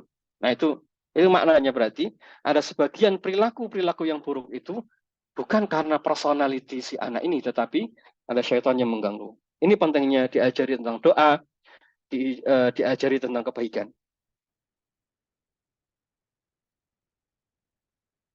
Baik, dari Jabir bin Abdullah radhiyallahu anhuma, beliau berkata, Rasulullah Shallallahu Alaihi Wasallam bersabda, apabila hari mulai malam atau malam telah tiba, maka tahanlah anak-anak kalian, karena saat itu syaitan berkeliaran. Kita potong di sini. Kenapa objeknya adalah anak-anak? Ya, ini perlu kita renungkan bersama. Objeknya adalah anak-anak. Padahal objeknya yang lain, Nabi menyebutkan tentang pintu, tentang air yang harus ditutupi dengan menyebut asma Allah, wadah yang ditutup dengan asma Allah. Ini khusus satu tentang anak disebut pula dalam hadis ini. Ini maknanya berarti syaitan itu bisa menyentuh air yang tadi ada di wadah. Sebagaimana anak kita juga bisa disentuh oleh syaitan di waktu-waktu itu. Efeknya banyak sekali dalam perilaku mereka. Baik, yang berikutnya ain dan hasad ini berpengaruh pada pribadi seseorang. Saya hanya ingin cerita satu saja, ini cerita yang sudah sering kali saya sampaikan di kelas-kelas ruqyah. Kisah ini tentang pertama kalinya saya belajar ain dan hasad dari guru saya, Ustadz Dwi Aprianto. Beliau menterapi waktu itu ada anak muda usia SMA, usia mondok. Beliau kemudian dibawa oleh ayahnya ke tempat Ustadz Dwi. Nah, keluhannya adalah anak ini 3 bulan tidak sholat sama sekali. Sama sekali tidak mau sholat. Kemudian di ruqyah di tempatnya Ustadz Dwi, dibacakan Al-Quran. Tidak ada yang dirasakan sama sekali. Ngobrol nyantai kayak orang tidak bisa dinasehati. Kayak keras kasar, pokoknya diajak ngomong itu kayak tidak nyambung sama sekali gitu. Sakar PDW kayak profil anak yang nakal banget, kayak tidak pernah kenal agama gitu. Kemudian karena waktu itu break untuk salat, beliau kemudian salat, Ustadz Dwi salat, ayahnya juga salat, anak ini tetap tidak mau salat. Nah, di selesai salat itu Ustadz Dwi kemudian mikir, apa jangan-jangan anak ini kena ain ya. Kemudian beliau balik lagi ke ruangan terapi, kemudian mulai diajak terapi dengan menggunakan ayat-ayat ain. Nah, setelah dibacakan itu, tiba-tiba anak itu pingsan, jatuh, lalu kemudian bangun lagi. Nah, selesai bangun, dia tanya, loh Pak, kenapa saya di sini? Kemudian ayahnya cerita panjang lebar, kamu tadi di sini diterapi sama Ustadz Dwi, kamu tadi begini, dan seterusnya. Salah satunya adalah, kamu kemarin sebenarnya kenapa 3 bulan kok tidak mau sholat? Anak ini tiba-tiba kaget, nggak mau sholat gimana Pak? Wong 3 hari yang lalu aku azan di masjid kok. Jadi rupanya anak ini 3 hari yang lalu azan di masjid, ya, azan di masjid, lalu keesokan harinya dia diajak oleh ayahnya ke pondok. Dia diajak ayahnya ke pondok. Nah, setelah di pondok itu dia seperti hilang ingatan selama 3 tahun. Selama 3 bulan. Bukan hilang ingatannya, ya tetap beraktivitas, tapi hanya hilang satu kebaikannya. Sholat jamaahnya dia tidak mau. Bukan hanya sholat jamaah, tidak mau sholat selama 3 bulan itu. Jadi dia betul-betul tidak ingat. Begitu ditanya, loh kamu kan sudah dipondokkan kemana? Loh kapan mondok? Saya 3 hari yang lalu baru azan gitu loh Pak. Jadi dia sama sekali tidak ingat 3 bulan itu ada di masjid. Dia ada di pondok. 3 bulan itu dia seperti orang lain. Ini kasus ain dan hasad, kasus ini sangat banyak, tapi saya tidak bisa membahas di forum ini. Nanti kita akan detailkan di sesi yang lain kalau kita bahas tentang tema ruqyah. Saya hanya ingin garis bawahi bahwa ada di antara petunjuk Nabi Shallallahu Alaihi Wasallam yang mempengaruhi kepribadian seseorang, kita maupun anak kita, yang disebabkan karena tema ain dan hasad. Jadi inilah prophetic parenting. Sebenarnya ini hanya sekelumit saja, masih sangat banyak sekali hadis-hadis yang diajarkan Nabi SAW terkait dengan anak-anak, mulai dari kandungan, kemudian sampai anak-anak menuju dewasa, itu semua ada di sana. Jadi kita hanya bisa membahas beberapa poin ini saja. Semoga Allah berkahi majelis kita insya Allah. Wallahu a'lam. Masya Allah. Alhamdulillah. ternyata agak sedikit campur Ustaz ya. Tema-tema tentang lingkungan sama tema tentang hal abstrak. Dan di antara hal yang disampaikan tadi, sepertinya orang banyak yang berpikir terlebih dahulu tentang hal abstrak. Anak saya nakal, tidak mudah disuruh atau bahkan mudah marah, takutnya ada yang nempel. Nah, itu. Padahal Dan itu itu hanya banyak satu sekali bagian. sepertinya tadi. Padahal itu hanya satu Hmm, bagian dari semua bahasan kita kemarin. betul, Ustaz. Dan ini banyak sekali nanti yang orang tua yang seolah-olah pengen instan, pengen mudahnya. Bahkan seolah-olah tidak mau ribet, tolong diterapi anak saya atau tolong dirukyah anak saya biar jadi soleh. Ya itu. Masya Allah. Kalau begitu caranya, saya mau seperti yang dirukyah setiap hari, Ustaz. Ya, Dan bahasan kita misalkan kemarin seperti itu, dari misalkan metode ya, seperti itu nanti bisa dijadikan sebagai dalil atau dasar kita untuk mengambil sebuah tindakan atau berharap kebaikan pada anak kita. Rasa-rasanya dulu anak para sahabat Nabi tiap hari dirukyah, Ustaz. Tidak ada iya, dakwah, tidak ada pengkondisian. iya, Begitu. Tapi kan sepertinya kalau kita analisa lebih detail, di antara beberapa kasus itu ternyata pengaruh dari orang tua itu yang lebih besar dampaknya ya, ya, ketimbang hal-hal yang terkait dengan pengaruh hal-hal yang di luar apa namanya yang sering dituduhkan orang tua kepada anaknya. Padahal pengaruh besarnya adalah terkait dengan spiritualitas orang tua, terkait dengan pola asuh bisa jadi yang terkait dengan yang dimakannya dan lain-lain. Oke, ya. baik. Kita buka pertanyaan Ustaz ya. Yang langsung aja ya Ustaz ya. Atau yang via chat. Atau pertanyaan kemarin? Atau dari yang pertanyaan kemarin. Boleh, Kemarin dulu boleh. aja ya. Baik. Sebentar, saya buka dulu pertanyaan yang kemarin. Di antaranya, sebentar. Yang saya lanjutkan yang tadi berarti ya. Ada? Karena banyak sekali pertanyaannya, Ustaz. Nggak kebuka.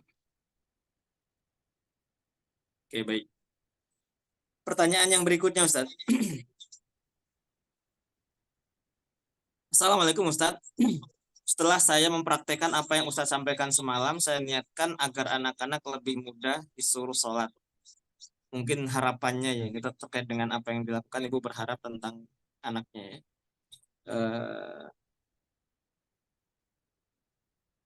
Tanpa saya harus sedikit berteriak, saya meminta maaf kepada mereka atas semua kekhilafan saya. Kita saling maafkan, memeluk erat anak-anak satu persatu, dan Masya Allah, Tabarakallah, Allah gerakkan hati mereka untuk sholat tanpa saya harus berteriak.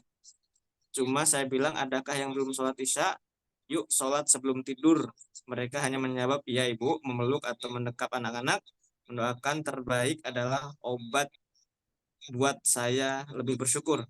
Mungkin yang adalah pelukan terakhir buat saya terhadap mereka. Karena kematian mungkin bisa saja mendatangi kita. Semoga Allah menjaga hati kita dan mereka agar istiqomah selalu. Ini mungkin lebih kepada testimoni Ustaz ya. Oh, ini yang tadi pagi kayaknya. Yang tadi pagi ya. Ini Ya. pertanyaannya yang mana nih? Yang kemarin hari itu yang direkap sama Mbak Novi. Yang di Tanggal kopinya 19 ya. November. Bentar, saya harus nyari dulu. Ada? Atau kalau enggak kita buka dulu yang langsung Ustaz ya, yang Boleh, pertanyaan langsung. boleh. Ini sambil saya nyari filenya. Silakan satu orang dulu, Ibu Asmariah. Singkat, padat dan jelas, silakan Ibu.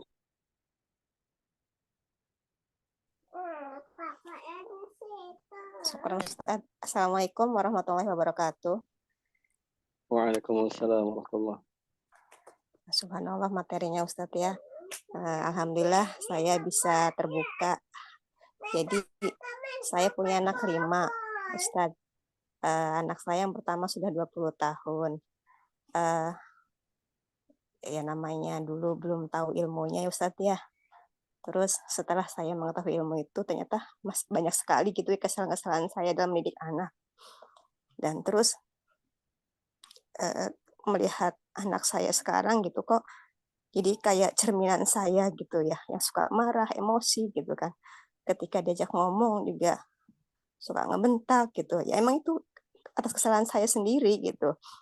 Nah, saya ingin berusaha memperbaikinya gitu. Dan bagaimana cara ngomongnya ya gitu. Soalnya baru baru mau ngomong aja udah langsung membentak aja gitu. Ustadz gitu ya, anak itu gitu. Dan setiap mau ngomong tuh bawaannya pengen nangis aja karena yang merasa bersalah gitu Ustadz ya. Dan ketika menangis di depan anak apakah itu bisa menjatuhkan harga diri orang tua gitu Ustadz. Itu Ayahnya di mana, Ibu? kalau abinya sih kurang kurang apa ya ngomong sama anak tuh ya kalau udah ngedengar kata bentak-bentak anak itu udah emosi aja gitu. Jadi udah nggak mau ngomong gitu. Jadi bawaannya ya jadi kayak kayak kayak mau berantem aja kita kalau udah mau ngomong itu gitu Ustaz.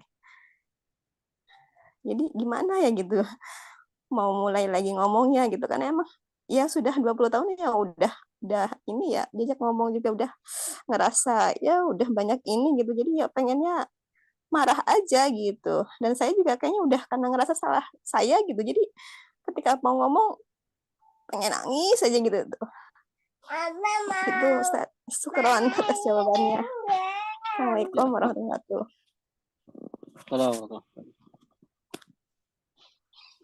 Jadi kita masih punya kewajiban untuk mengarahkan anak supaya mereka bisa berbakti.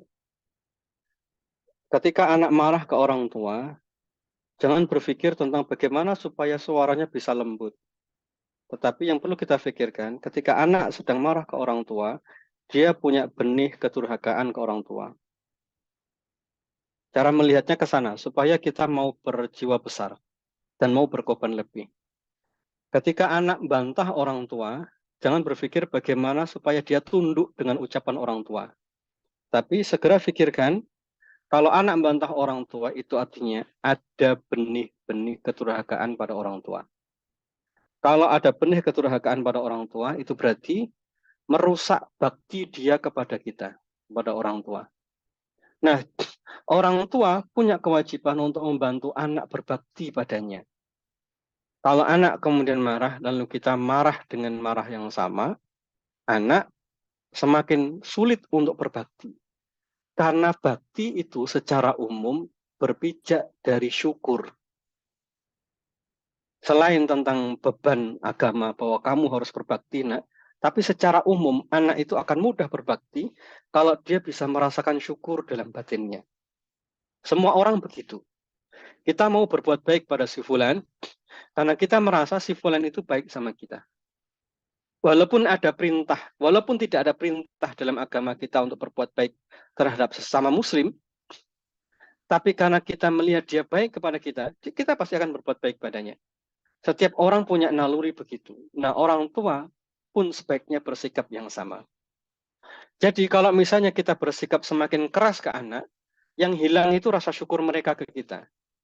Semakin kita memaksa anak itu dengan sikap yang tidak baik, jarak semakin jauh, dia menjadi sulit untuk bersyukur dan berbakti pada orang tuanya. Bukan karena dia tidak mau, tapi dia kesulitan untuk berbakti.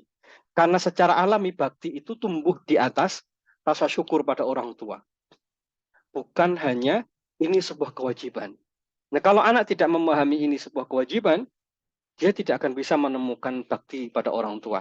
Tapi kalau dia paham tentang agama, dia akan berbakti pada orang tua, tapi dengan batin yang tersiksa. Tidak ada rasa syukurnya. Secara zahir dia berbuat baik pada orang tua, kalem, diem, menyantuni, tapi hatinya penuh dengan kemarahan karena tidak ada rasa syukur kepada orang tua. Jadi untuk kesekian kalinya saya tetap harus bilang ayah dan ibunya harus ngalah. Kita tidak mungkin memaksa anak itu untuk ngalah. Karena Allah takdirkan kita menjadi orang tua. Menjadi orang tua itu artinya kita punya kemampuan berkorban.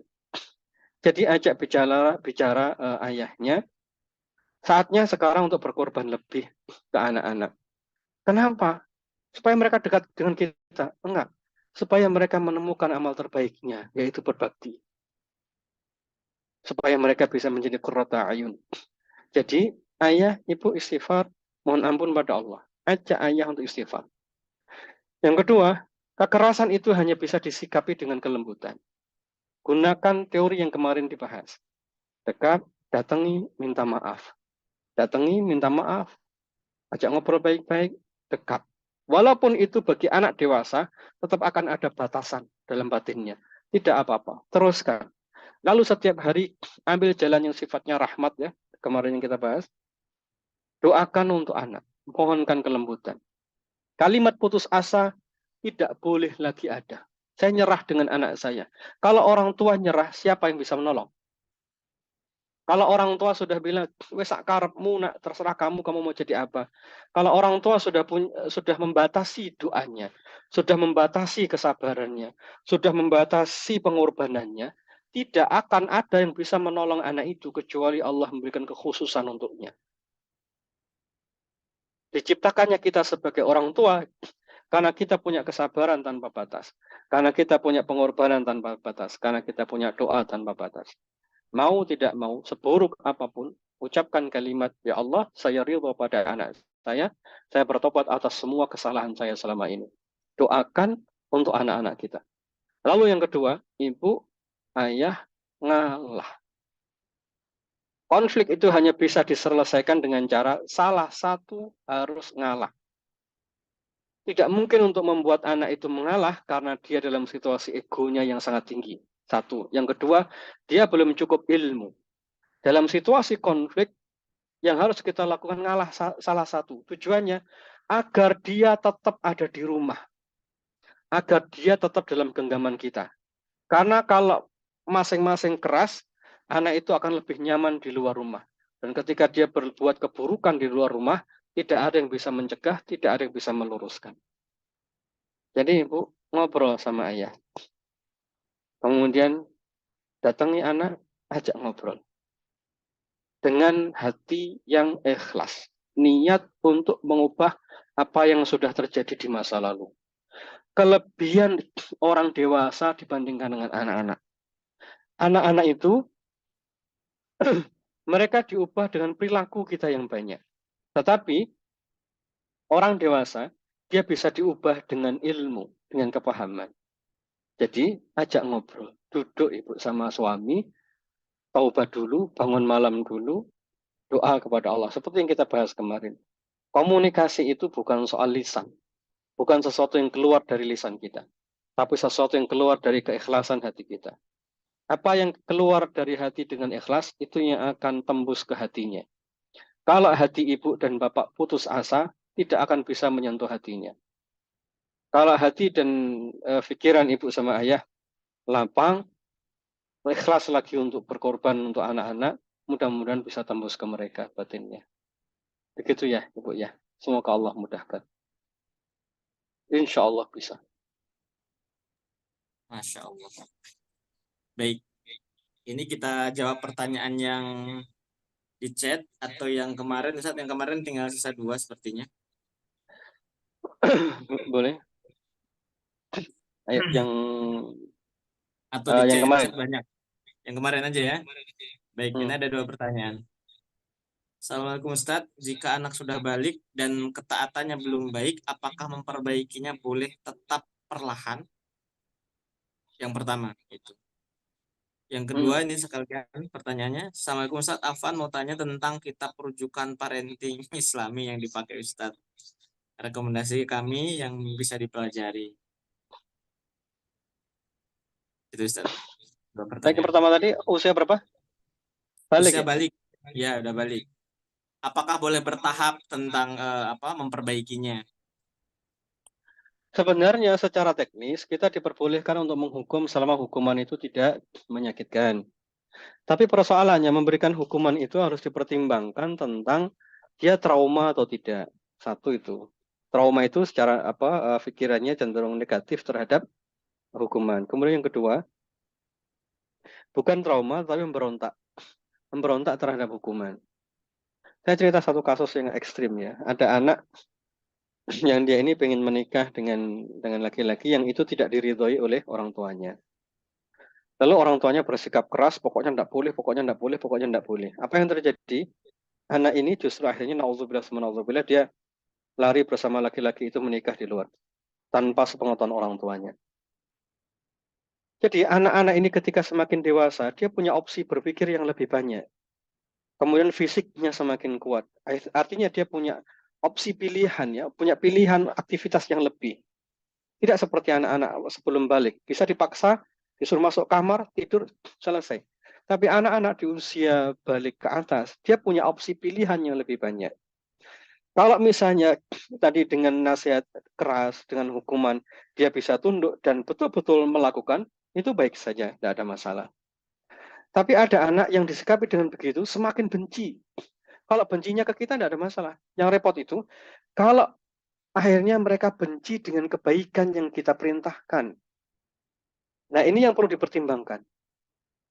Ini yang perlu dipertimbangkan. Apakah kebenciannya terarah kepada kita, ataukah terarah kepada kebaikan? Sedangkan kebaikan yang kita ajarkan itu adalah Islam. Saya khawatir nanti yang muncul itu adalah kebencian kepada Islamnya. Jadi pertimbangkan baik-baik. Ini bukan soal boleh dan tidak boleh. Intinya di usia balik itu boleh. Mau menghukum, mau menyikapi dengan keras, itu tidak ada masalah. Tetapi tidak setiap orang bisa disamakan. Secara umum boleh. Tetapi harus dilihat dulu kondisi anak kita, tipenya kayak apa. Saya khawatirnya begitu disikapi keras, dia malah memberontak. Itu yang perlu diwaspadai. Ya, coba diperhatikan, dilihat dulu, ditimbang-timbang mana yang paling pas untuk mendidik anak-anak. Wallahu a'lam bishawab. Alhamdulillah. Baik. Tadi tentang buku, Ustaz. Buku itu apa namanya? Satu bukunya Ibnu Qayyim al-Jauziyah, Tuhfatul Maudud bi Ahkamil Maulud. Ada versi terjemahannya di mana ya? Nggak saya bawa. Kemudian buku judulnya Prophetic Parenting juga, karya Dr. siapa? Lupa saya. Itu banyak sekali. Kemudian saran saya nanti kalau mencari buku-buku parenting, carilah yang bukan opini pribadi.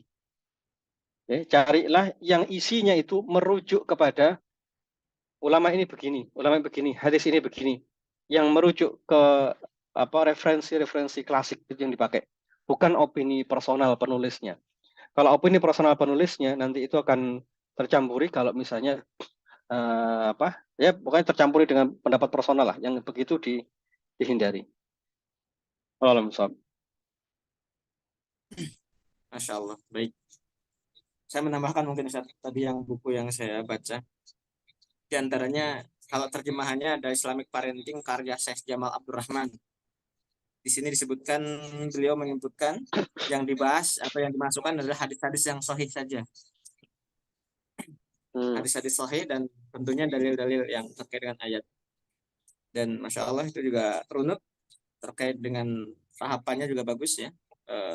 Islamic Parenting karya Syekh Jamal Abdurrahman, mendidik anak menurut sunnah Rasulullah SAW.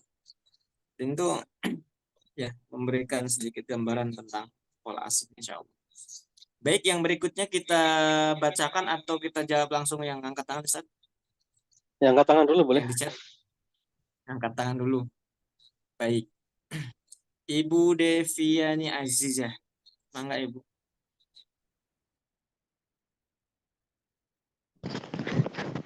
Ya, Assalamualaikum warahmatullahi wabarakatuh, Ustaz. Waalaikumsalam warahmatullahi. Saya punya keponakan. Memang didikannya itu kasar dan kalau sudah kenal YouTube ya, kalau sudah nonton itu sudah tidak ada jarang dilihat, jarang ada pemantauan dari orang tua gitu, dibebaskan saja. Usia anak saya umur 3 tahun. 3 tahun dipegangi HP?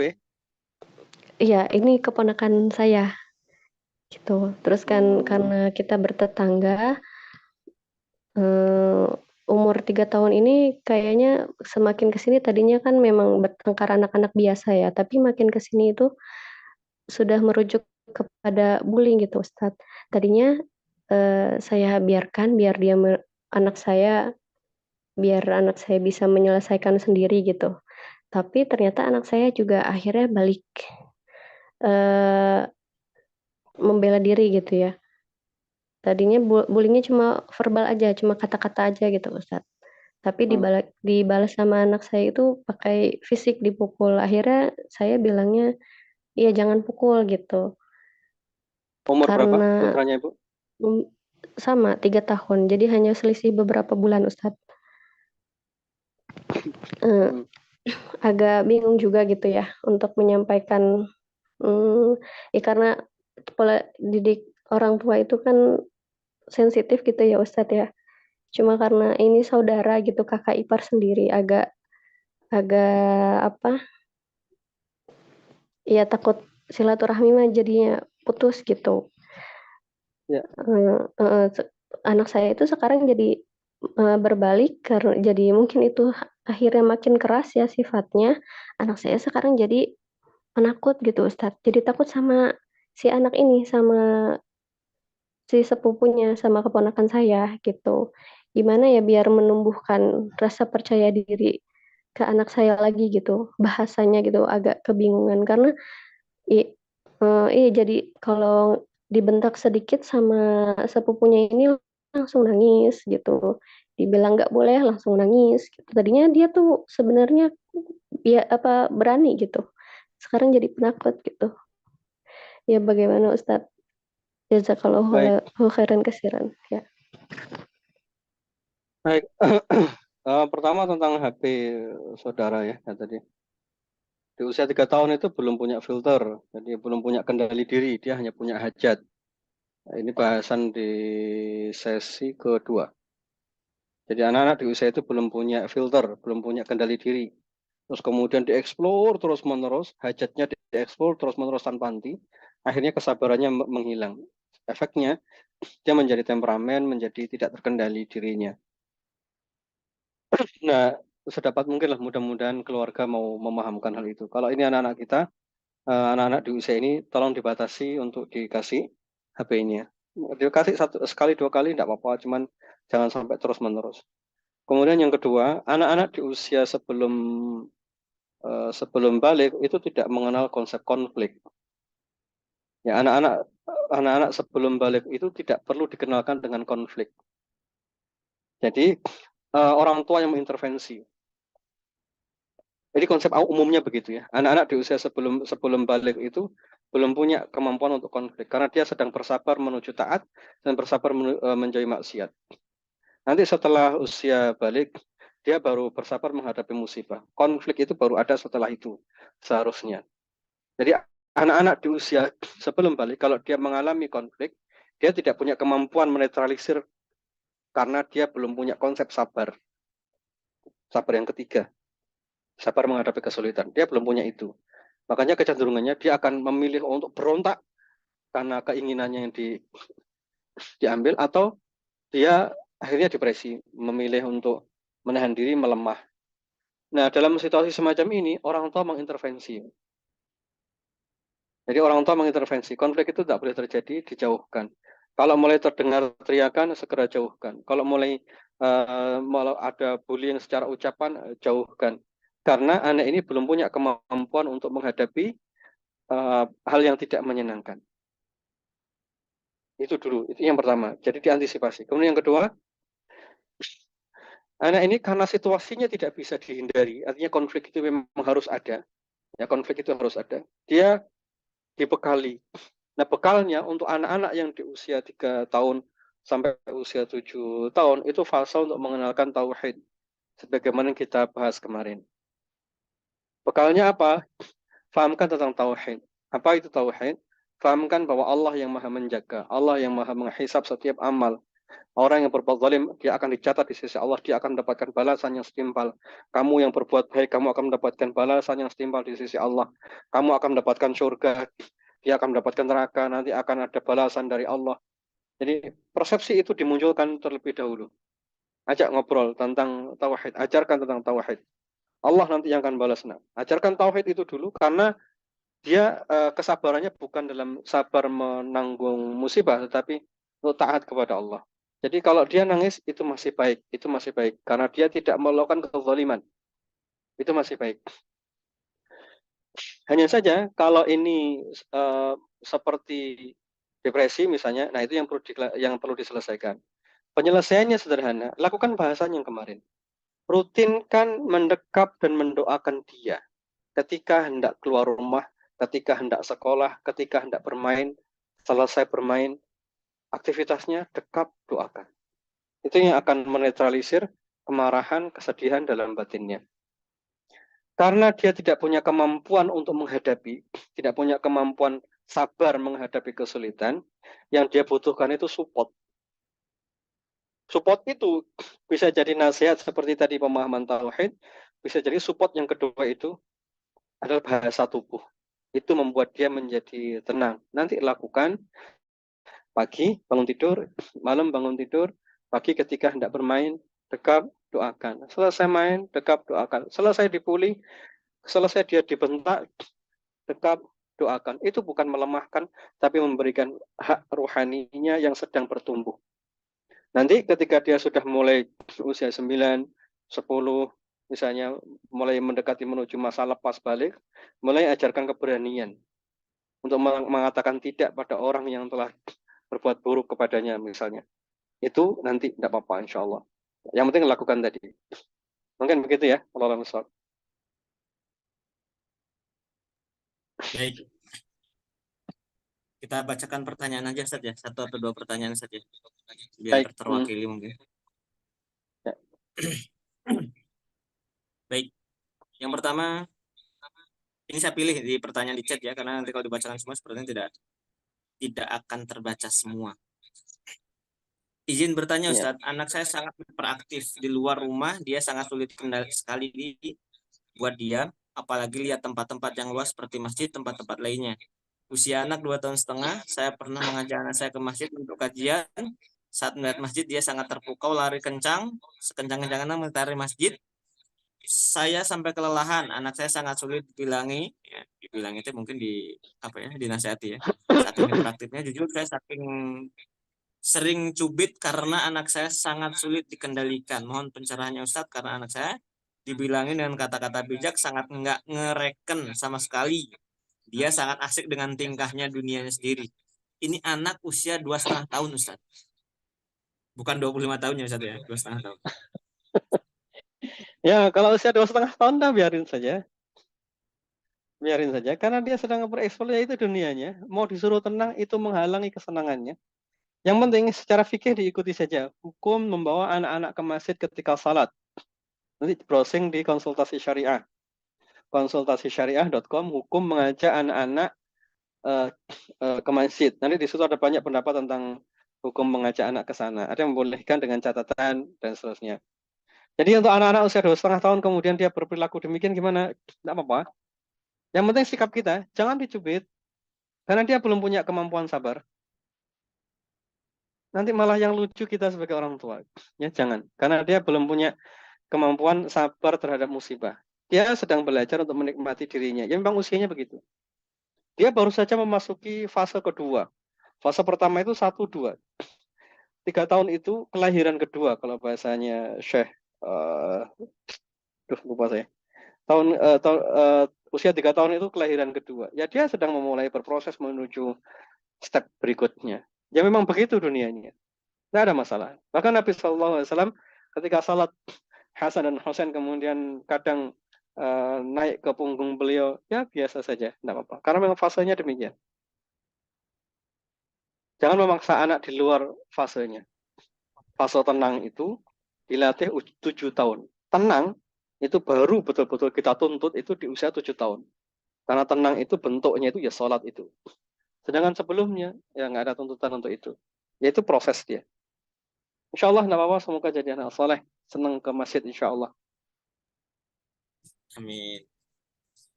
Sepertinya yang dikeluhkan itu karena ngejar-ngejarnya itu Ustaz. Sana kemari lari-lari ya, ngajak olahraga. Baik, pertanyaan yang berikutnya Ustaz. Assalamualaikum Ustaz, izin bertanya apakah permainan anak di bawah 10 tahun harus sesuai dengan gendernya? Jika wanita Iya, mungkin anak mainannya boneka, jika laki-laki mungkin mainan apa, mobil-mobilan seperti itu mungkin Ustaz. Ya, baik. Anak-anak itu punya kesenangan dalam permainan dan itu kodrat alamiah mereka. Tidak bisa dihindari. Jadi ya mereka memang harus bermain-main. Kalau memang fasenya fase bermain.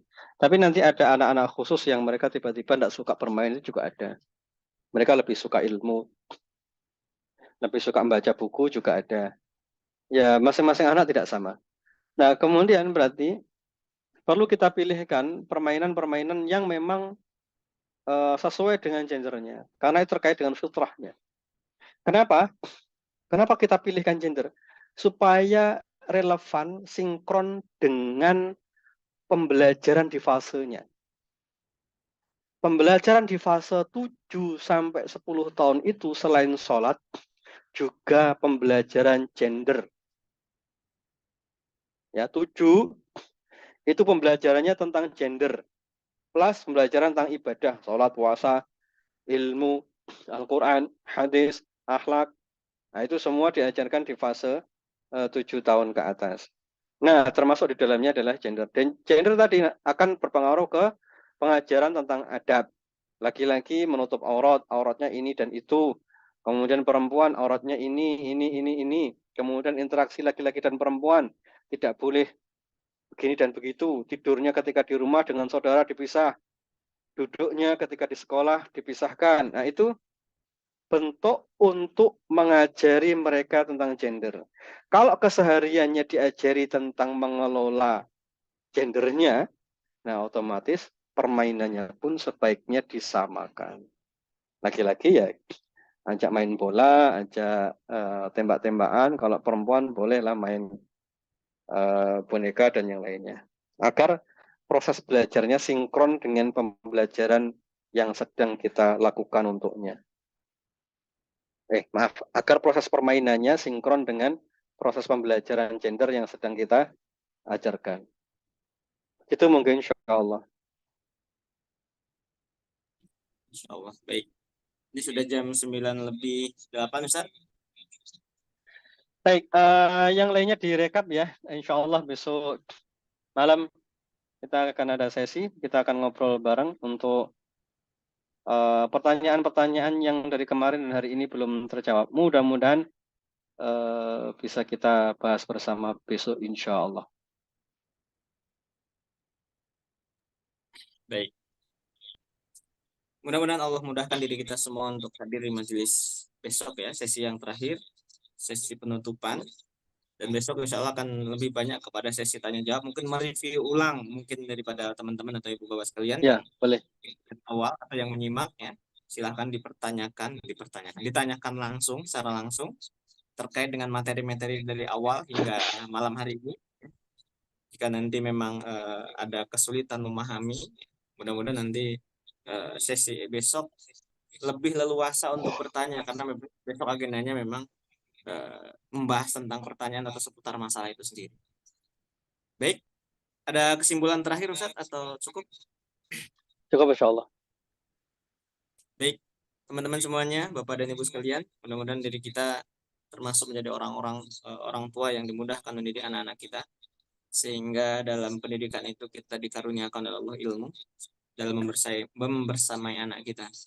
Dan untuk melengkapi ilmu kita, dan karena memang agenda Propatik Parenting ini cuma 5 hari, ya, ini sebetulnya masih sangat kurang waktunya, masih sangat panjang materinya, dan nanti silahkan diikuti yang sesi Desember insya Allah. Nanti sesinya itu nyimak via rekaman. 20 episode, ada 40 video. Kemudian nanti ada 4 kali Zoom. Silahkan nanti yang mau daftar. 40 video ya? Silahkan. Oh iya betul. 40 video, Ustaz. 20 episode, ya 40 video. Silahkan disimak itu sambil ngagoler, sambil duduk, boleh. Karena itu emang rekaman. Boleh pagi, boleh siang, boleh sore, boleh tengah malam ketika nanti anak-anak sedang tidur. Silahkan. Insya Allah nanti lebih maksimal karena itu sesinya lebih panjang dan nanti ada disisipkan di sela-sela waktu 20 episode itu nanti ada Zoom 4 kali. Insya Allah nanti infonya di grup kita infokan ya terkait dengan 17 dialog antara orang tua dan anak dalam Al-Quran. Dan itu insya Allah nyambung daripada materi kali ini, karena nanti ketika orang-orang yang belum ikut acara ini dan ikut kelas itu, nanti kita anjurkan nanti untuk menyimak ulang sebelum mengikuti kelas yang itu. Ya. Baik, untuk mengakhiri acara kita kali ini, kita akhiri dengan mengucap hamdalah, istighfar, dan doa kifaratul majelis. Alhamdulillahirabbil alamin. Astaghfirullahaladzim, astaghfirullahaladzim, astaghfirullahaladzim. Subhanakallahumma wa bihamdika asyhadu an la ilaha illa anta astaghfiruka wa atubu ilaik. Billahi sabil haq. Assalamualaikum warahmatullahi